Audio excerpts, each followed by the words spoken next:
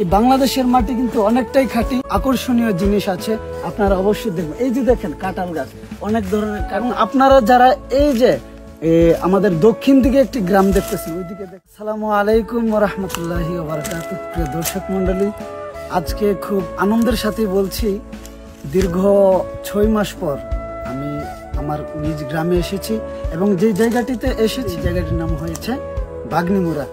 তো এমনিতে অনেকে বলে বাগান বাড়ি কিংবা অনেক নামে আখ্যায়িত করে, তবে আমরা বাগনিমুড়া নামেই জানি। এবং সেই জায়গার মধ্যে আসলে একটা আত্মার প্রশান্তি। যেমন আত্মার প্রশান্তি বলতে আপনারা অবশ্যই এদিকে ক্যামেরাটা ঘোরান, আপনারা অবশ্যই দেখতে পারবেন যে অনেক সুন্দর পরিবেশ, অনেক সুন্দর গাছপালা, এবং শুধু এই দিকেই সীমাবদ্ধ নেই, সামনে অনেকটি খোলা জায়গা আছে।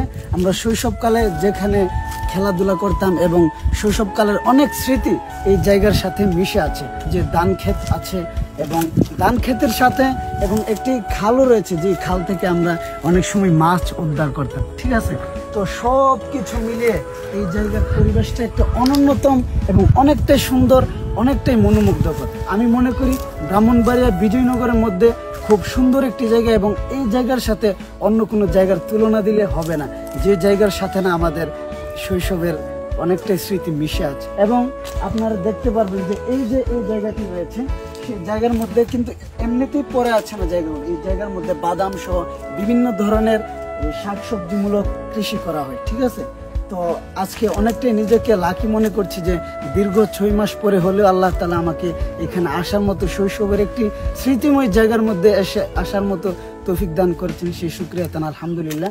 এবং আপনারা যারা বিজয়নগরের মধ্যে আসবেন, সেই জায়গার মধ্যে আসার দাওয়াত রইল। এবং আপনারা যারা এই যে আমাদের দক্ষিণ দিকে একটি গ্রাম দেখতেছেন, ওইদিকে দেখেন একটু, দক্ষিণ দিকে গ্রাম দেখতেছেন, সেই জায়গাটি হচ্ছে ছতরপুরের সাথে হচ্ছে গোয়ালনগর। ড্রাগন ফল থেকে কমলা, তারপরে আরো অনেক ধরনের সুস্বাদুময় ফল পাবেন। আপনার সিজনে আসলে অবশ্যই আপনারা এখানে খেয়ে যাবেন।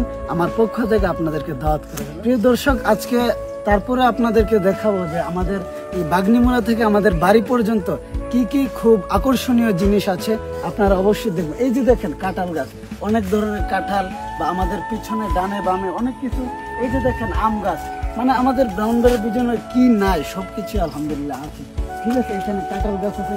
তারপরে এই যে এখানে দেখছেন, এখানে কিন্তু বাদাম ক্ষেত করেছিল, বাদাম তারা মাটি থেকে উদ্ধার করে তারপর আবার অন্যরকম কৃষি করার পরিকল্পনা করতেছে। এই বাংলাদেশের মাটি কিন্তু অনেকটাই খাঁটি। এই বাংলাদেশের মাটি এমনিতেই পড়ে থাকে এটাই কিন্তু না, বিভিন্ন কৃষি কিংবা অনেক কৃষি প্রযুক্তির মাধ্যমে সেই মাটিকে কাজে লাগানো হচ্ছে।